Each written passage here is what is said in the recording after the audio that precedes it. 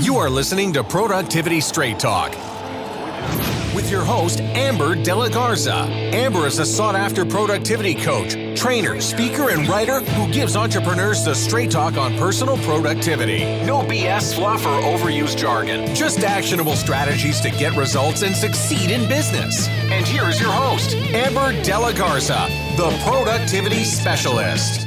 Welcome, and thank you for listening to Productivity Straight Talk. Today is episode 67, 5 things you're doing that threaten your success. If you're an entrepreneur who wants to power up your productivity, maximize your profits, and make time for what matters most, then you're in the right place, and I'm so glad you've joined me. My goal today is for you to find the 5 things you're doing that threaten your success so that you can stop engaging in them and take productive action instead. In this episode, I'm looking forward to bringing you which activities to stop doing because they're threatening your success, the most important activity you failed to commit to, the secret to properly managing your tasks, how comparing yourself to others is a form of self-sabotage, and so much more. So let's dive right in and get straight to it. Okay, guys, today's episode is coming to you with a little extra straight talk. The road to success is seldom an easy one, but that doesn't mean that you should self-sabotage, adding your own twists, turns, and obstacles to your path. So I'm sharing the 5 things that you may be doing that you need to stop today. Number 1, stop trying to go at it alone. No matter how productive you become, no matter how efficient you are with your time, no matter what business systems you have, programs you have, at some point, you will need to ask for help. And that doesn't mean that you need to wait till you get to a certain dollar amount in your business, a certain level of clients in your business to ask for help. Help can be found in many different ways. So I'm going to share with you my 3 areas of asking for help. Number 1 is the most obvious that most business owners talk about, and that's your dream team. This could be a combination of hiring your first virtual assistant, personal assistant, executive assistant, some form of an employee, independent contractor, or perhaps it's a freelance consultant. You need to build your dream team. Now, it does make sense that certain hires need to happen at certain points in your business, but this isn't the only category of asking for help. Which brings me to category number 2, your special advisory council. I call these people my special advisory council because this is who I go to when I'm having a challenge, a mindset block, a question in my business. I want a different perspective.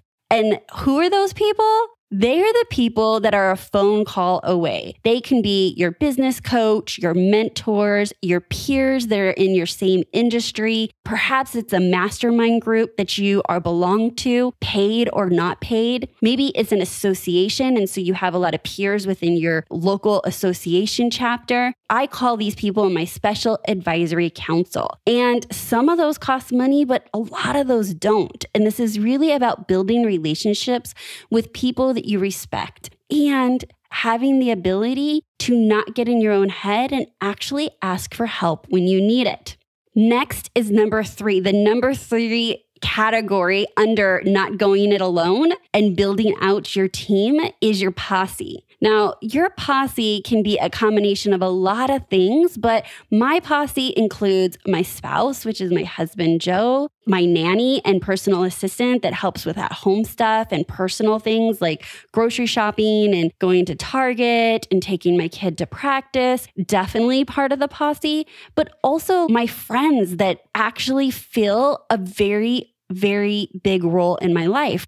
They aren't necessarily other business owners, but they bring out maybe the adventurous side in me or just having a girls' night out. These friends and family and people that are in my world means I'm not doing this alone, that I'm really being able to lean on people that are outside of me so I don't feel like I'm doing it alone. So just to recap, I think that you can find help in a lot of different places. And it doesn't necessarily mean that you need to put dollars out, but it definitely can mean that. For me, this has been a journey of asking for help. And I got to tell you, it wasn't the easiest thing because I really thought that I had to do this myself, or that I needed to be the superstar, meaning I needed to hold it all together at home and run the home and the household and be the wife, and I cook and go do fitness and work out and have a business that was super successful. And nobody put those labels on me except for myself. And when I really looked at those, having all those labels or maybe all those hats didn't truly make me happy. What has made me the happiest that I can honestly tell you I've been in the longest time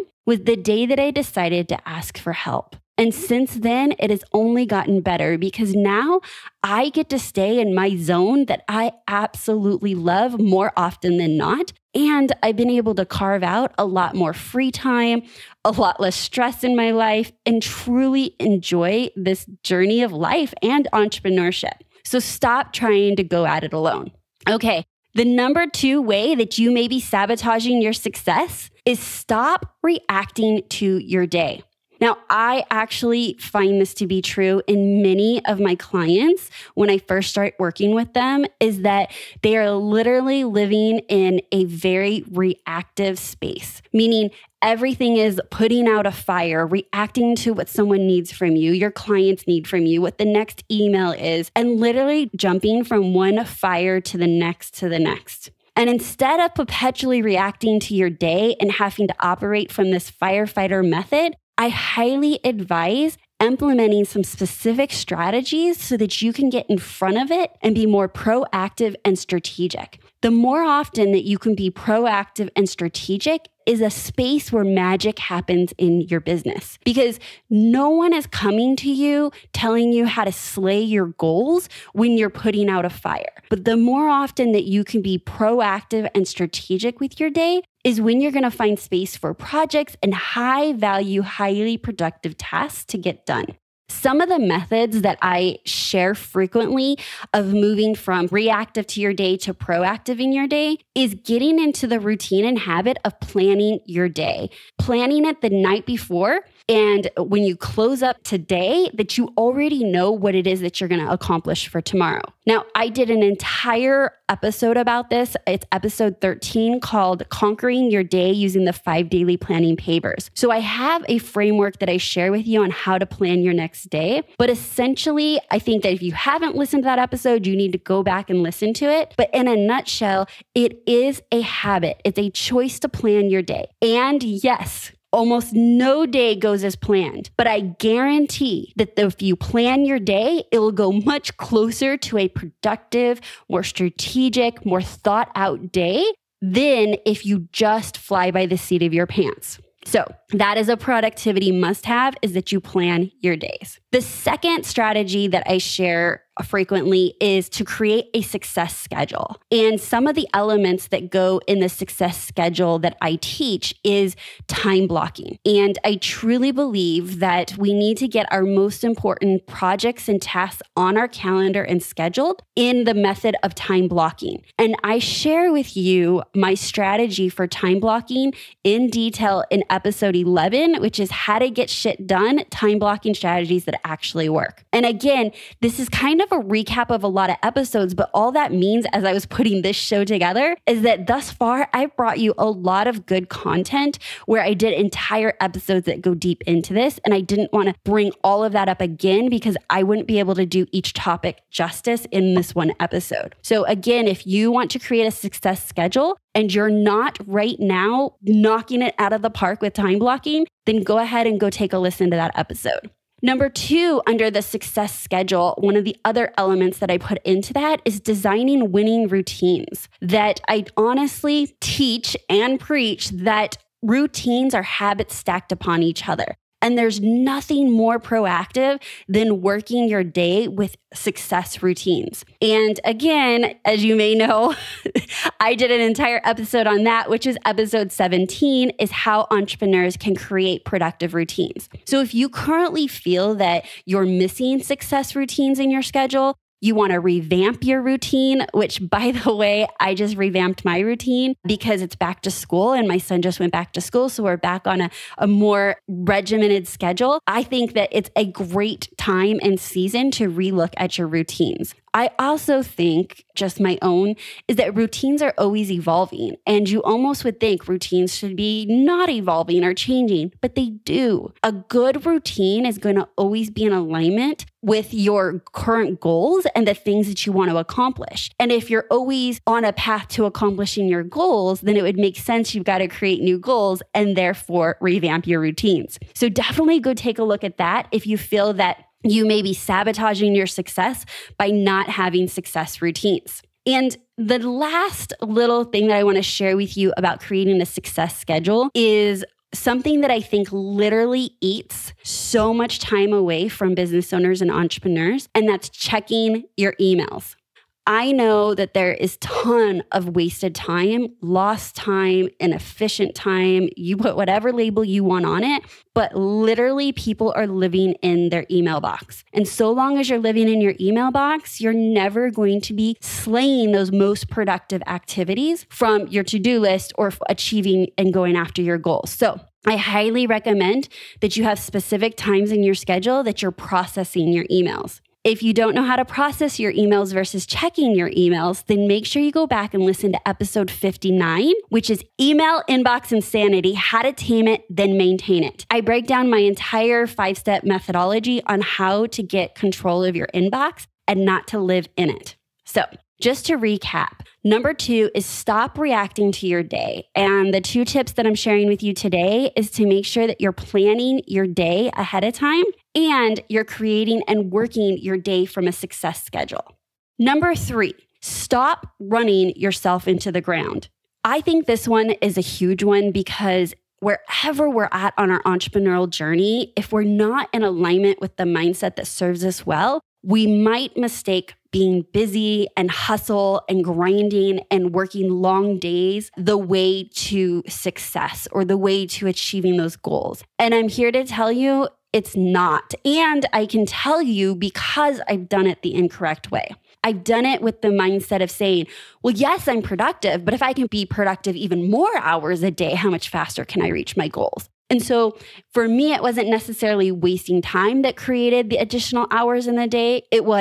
I was so wanting the more productive time to get after those goals faster, quicker, whatever you want to say. And it didn't work because it doesn't work. Self-care is the utmost importance. As a business owner, you are the business. Until you get big enough where you can have people duplicate you or replicate you or your business can run on its own, you are your business. And so just like when you're on the airplane and they tell you to put your oxygen mask on first so that you can help other people, the same is true for your business and personal life. You must take care of yourself first. Otherwise, the rest, it's not even worth bothering with. You will literally run yourself into the ground. And so if you are currently feeling like you're getting ready to hit burnout or your health is at risk or you are physically like no energy, you're not taking care of yourself, I highly recommend that maybe this is the one that you're working on because this is the way in which you're ultimately sabotaging your success. I did an episode way back on episode 23, and it was the practice of guilt-free self-care. And I broke down ways in which that we could really go about self-care and own it and know that it's actually part of our journey and of us achieving our goals. I also think that part of self-care is getting enough sleep. I often start workshops and different presentations that I do, and I say, if I could wave a magic wand, and I don't have one, but if I could, and I could give you 5 extra hours a week, what would you do with it? And the answer that comes back, and it's a resounding, consistent answer, is that people want more sleep. And when I first started hearing that, I was kind of blown away. I wasn't expecting that to be the answer. And after digging deeper and asking more people and talking to more people, what I realized is, and again, this is my own observations and assumptions, but that sleep at its core is one of the only things that we solely do for ourselves. And so first comes taking care of our family or our significant others or even our fur babies or even working in the community or volunteering in the community and your business and your aunt or an uncle. It's all the things and all the hats and all the things that people need from you. And at the end of the day, the only thing that you're doing for yourself is sleep, and it gets carved out and it gets pulled away at the expense of doing other things. Essentially, you're telling yourself there's not enough time to even invest in the basics of sleep. So if this is ringing true for you, I highly recommend that you put sleep as a priority, because sleep is ultimately going to affect brain fog and focus and your mood, and that absolutely affects you being your most productive self. Another way of putting yourself first and not running yourself into the ground is eating healthy and exercising. And for goodness sakes, take breaks. Enough already with working the hours upon hours without a break and feeling like you're wearing it like a badge of honor pushing through. It's truly unproductive. It's difficult for anyone to stay focused for that long period of a time. You need to occasionally take breaks to relax and refuel your body so that you can refocus. And if you currently have the habit of not taking breaks, and you currently have the belief that there's not a time to take breaks, I really recommend that you go back and listen to episode 27, which goes into detail about ways to take productive breaks and healthy breaks and fuel your body and how that actually affects our productivity. And it's episode 27, Pushing Past Your Breaking Points. Okay, so now I'm just going to recap that one really quick. And ultimately, number 3 is all about stop running yourself into the ground, whatever that means for you, and to practice self-care in the form of sleep and eating well and exercise and taking breaks. Number 4 is stop trying to get it all done. I'm going to say that one more time. Stop trying to get it all done. The kind of thinking is counterproductive. When you maintain the mindset that you can get it all done, it doesn't force you to prioritize. You then work according to how you feel that day and wind up disorganized, overwhelmed, and having to put fires out left and right. Because when you think you can get it all done, there's literally no sense of urgency to properly prioritize. And yet, I have a feeling that reality is agreeing with me. I don't think you can remember the last time or ever that you truly got it all done. So getting real with the reality that you can't get it all done actually empowers you. You heard that right. I think that getting real with the reality that you cannot and will not ever get it all done empowers you, because now you are forced with the truth and reality that forces you to prioritize and work on your highest value activities first. I believe that when we think that we're going to get it all done and we don't, it's self-defeating. No matter how productive you would have been for the day or could have been for the day, it's almost like it didn't matter because you never got it all done or what you thought that should get done. And I don't know about you, but when I put myself in that situation to think that way, it doesn't exactly get me excited to come back and do it again the next day. And here's another truth, in case you don't believe me. The day that you get it all done as a business owner, you're out of business. Because as entrepreneurs and business owners, every client you get is more things to do. Every team member you have, there's more things to do. Every idea that you have, there's more things to do. Like at the core of being a business owner, you are creating things to do, and often faster than you can actually get them off your to-do list. So it's essential that you're really working priority-based and prioritizing based on your goals. So to recap, number 4, for everything that I've ever wanted to share with you, stop trying to get it all done. That brings us to number 5, stop comparing yourself to others. It's good to do research, don't get me wrong. It is good to know who your competitors are and understand what's going on in the marketplace, because I think you should. But once you've shifted to actually comparing yourself, you're competing in a game you can't win. You're not comparing apples to apples. You're comparing their shiny, bright, perfectly waxed oranges to your dirty, bruised apples. And I say that because you are the only one that knows your story. You know the rocky path that you had to hike to get to this point and all the bumps and bruises you've endured along your entrepreneurial journey. You can't possibly know somebody else's full story and how they got to the pedestal that you are actually putting them on. They may have sun-kissed oranges that everybody wants to buy. And trust me, I get it. That's so annoying and very tempting to compare. But they likely didn't start that way. And they've faced their own struggles and obstacles along the way to success. You're just not seeing it. So stop comparing yourself to others. It is absolutely a form of self-sabotage. What happens when we compare ourselves to others? Well, not much good can happen. I know from experience that you lose confidence feeling that you'll never be as capable or smart or talented or creative, or they have some magic knowledge that you don't have or you don't possess. Those lost confidences and feeling that way actually stops you generally dead in your tracks from taking action. You failed to go after those bigger goals. Or maybe it's the opposite and you're tempted to copycat them because you think the way they're doing it is the path. And I'm here to tell you, not just that that's totally unethical, but it's not you.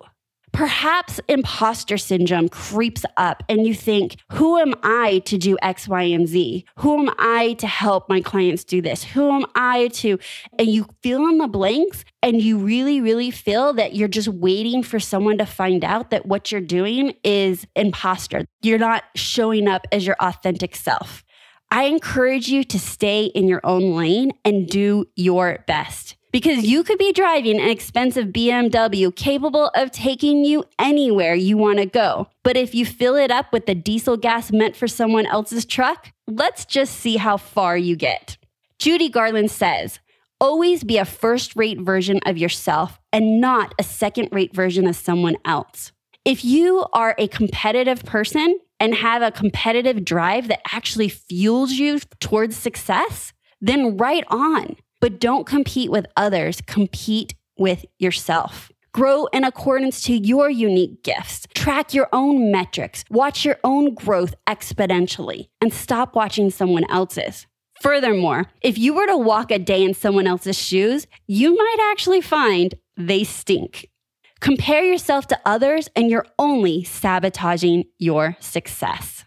So to wrap this up, I am inviting you to take an audit. And if you find yourself doing any of the above, make a choice to stop today, as in right now, because you owe it to yourself, family, clients, and the world to show up as the best first-rate version of yourself.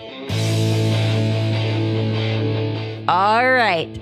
So I have loved having you listen to this episode of Productivity Straight Talk, but I need to be straight with you. No change, no change. Without taking action, nothing will change for you or your business. So you may have been listening to this episode and shaking your head or thinking, how does Amber know this is going on in my world or my head? Well, I know because I'm running alongside you on this entrepreneurial journey. I get it. And I get that self-sabotage is a very real thing for many people. And in fact, this comes up a lot in my coaching with my clients. So I definitely wanted to do an episode. So if you found yourself shaking your head, make a choice today. Decide on which one of these things that you are no longer going to do. You're taking a stand today and making a choice that from this point forward, you will no longer sabotage your success in this way. I would love to hear what your takeaways were and what you're committed to no longer doing inside our private Productivity Straight Talk Facebook community. If you're not already a member, you can do so by going to productivitycommunity.com. You can join us by leaving your name, email address, and I will send you a personal link to join us on the inside. And for all you Productivity Straight Talk insiders already in there, join me and tell me what was your big takeaway from today's episode. Okay, and before we end, I want to thank you so much for leaving me great reviews and sharing Productivity Straight Talk with other entrepreneurs. And please don't think I'm saying this lightly. The growth of this podcast is growing exponentially, and I know it's because of you. I know it's because you're sharing, because you're not just sharing information, you're giving the gift of improved productivity and maximize profits. I have a special thank you for Raw Vibing, who recently said, "This is definitely an informative and easy to listen to podcast. This show isn't simply motivated speeches to inspire you. There are some solid, actionable lessons that you can pull from the content that will help you make the right changes in your business to be more successful. Knowledge is not power until it's applied. So be productive and apply the knowledge." He actually capitalized all that. So thank you so much, Raw Vibing. And I really, really appreciate that review.